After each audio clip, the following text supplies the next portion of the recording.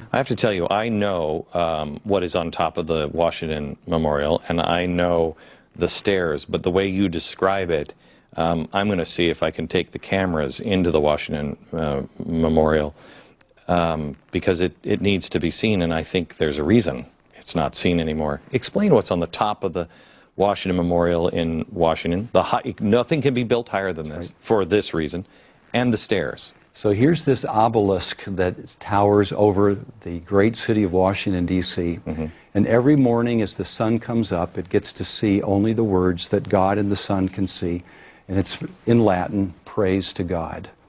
In other words, here was a life who said his whole goal was to bring praise and glory to God. That's Washington's own words. He said, that's the passion of my heart, is to bring honor to God who made me.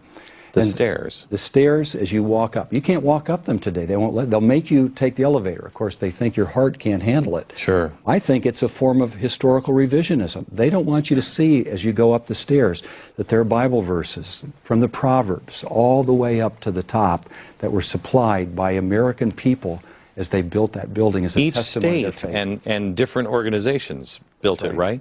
So it's filled with different regions, with scriptural messages, filled to the glory of God, reflecting the kind of faith that America had, believing, consistent with their founding father. I hope you can get the cameras in there and show them someday. Yeah, you need to show the nation, because it's extraordinary. We will. Now, apparently, I can't prove this, but I've heard that there is a copy of the top of the Washington Monument that's on display in a museum in Washington, but it has been carefully turned so you can't see the Latin words, so you won't have the ability to ask.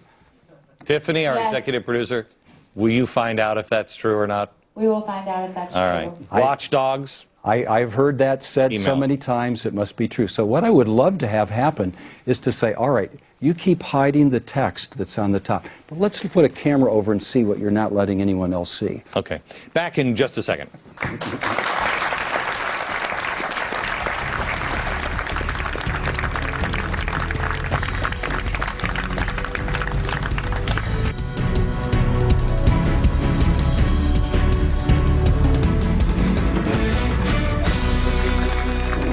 We're back with Peter Lilback, Jerry Falwell Jr., and Burton Folsom Jr.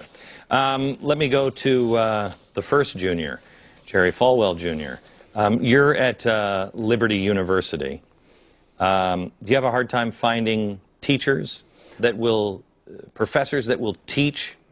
No, because we don't have much competition for professors who have the values that are important to Liberty, the ones who are willing to teach true history about our founding principles. We have a unique mission in that regard, so no, we've not had trouble finding teachers, but we do screen them very, very closely. What is your name there? Shoshana. Shoshana, you were saying in the break, that, how old are you? I'm 17. You're 17. And do you learn any of this in school? I have learned none of this. I mean, I would have loved to, but I've learned absolutely none of it. We see that a lot with students from public schools who are taught that the Founding Fathers were anti-God, anti-religion, that they didn't want any mention of God in the public square. And so we really have to have a special course that's required of all students called Foundations of Government, to something that sort of does what the public schools no longer do, that brings them up to where 16-year-olds were a generation ago. Can I ask you a question? Because there will be people that are watching and they will say, well, see, now this is just a bunch of religious people that just want religion taught and crammed down. For instance, I have no problem. You want to teach evolution as a theory. And we do. We use the same textbooks as every other university. We teach it as a theory. We also teach some of the flaws of the theory. We have many students who transfer to Liberty because of the lack of academic freedom at secular universities. Right. They're ridiculed because they are conservatives. Their professors use the F word to describe them in class in front of their students. And so they come to Liberty because you can discuss all views and all thoughts, but conservative views are just anathema at many public universities. So, but what I want to ask is, you know, if you're looking at the history of our country. And you know, George Washington, any doubt that this man was an amazing, God-fearing Christian? Didn't he try to build it? Wasn't our army a Christian army? His words, not mine. That's right. He called them Christian soldiers defending the dearest liberties of their nation. Okay. So you have that going on.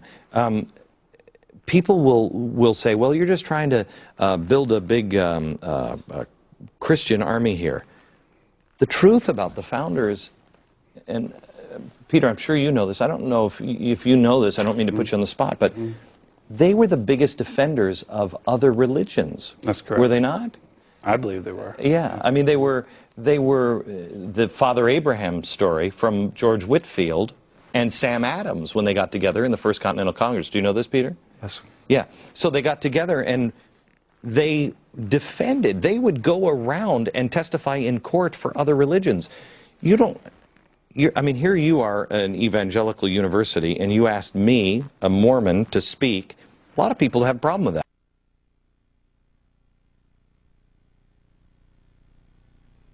Protestants, people of no faith, Jewish people, who just believed three core issues. They believed in support for the state of Israel, strong national defense, and abortion and pro-life. And those were the three issues that united all those groups, and that was all it was. And isn't that, Peter, what the founders were trying to get to? Your father was just really repeating, and that's what we need to get to again, is people being cool.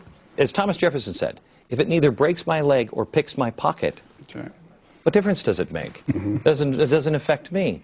We need to get back to where we're tolerant of other people's views. It doesn't mean that we don't vigorously defend our point of view, but we are tolerant of others' faith, etc., etc. But it seems to me that we're entering a bigoted, the people who are called bigoted, are the ones who are saying, no, wait a minute. Now, wait a minute. I don't have a problem with teaching that. You do. That's why we have so many students transfer to Liberty, because they're faced with religious bigotry at other universities. And we believe in diversity of ideas. We don't put any cap on what can be discussed. It's just there's more freedom at Liberty, I'm told by students who've been there 2 or 3 years, than at secular universities. I have interns that go to school at several universities here in New York. They don't feel comfortable saying they work for me or for Fox. They don't feel comfortable. I mean, I've had one of them say to me, no. I mean, we joke. It's the Glenn Beck Witness Protection Program. I mean, it's amazing. Okay, we'll be right back in just a second.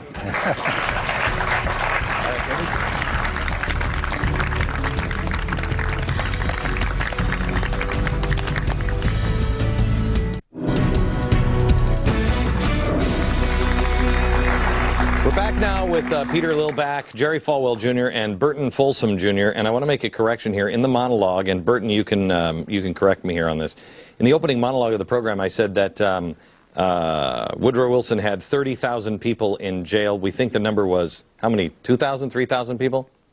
I don't have the number, Glenn, but a lot of people were jailed. I mean, Eugene V. Debs, the head of the Socialist Party, was in jail. A lot of newspapers were shut down, especially German-American newspapers, absolutely shut down. A lot of civil liberties problems under Wilson. Okay, and real quick, because I just want to go, I've been concerned about the, the new Supreme Court justice saying, well, you know, if you're caught off the battlefield and you've written a check to Al-Qaeda or a terrorist organization, is what they say, we can hold you without a trial or due process indefinitely.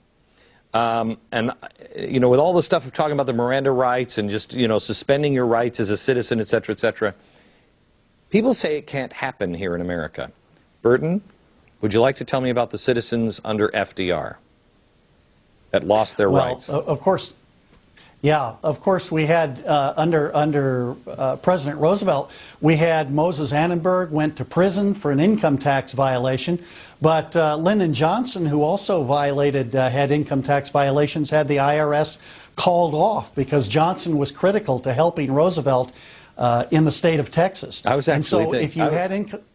I'm sorry, I was actually Yeah. thinking about the Japanese Americans and the German Americans that were here. The words that God and the Son can see, and it's in Latin, praise to God. In other words, here was a life who said his whole goal was to bring praise and glory to God. That's Washington's. I have to tell you, I know what is on top of the Washington Memorial, and I know the stairs, but the way you describe it, I'm going to see if I can take the cameras into the Washington. His own words. He said, that's the passion of my heart, is to bring honor to God who made me. The stairs. The stairs, as you walk up. You can't walk up them today. They won't they'll make you take the elevator. Of course, they think your heart can't handle it. Higher than this, for this reason, and the stairs. So here's this obelisk that towers over the great city of Washington, D.C. And every morning as the sun comes up, it gets to see only Memorial, because it needs to be seen, and I think there's a reason it's not seen anymore. Explain what's on the top of the Washington Memorial in Washington. Nothing can be built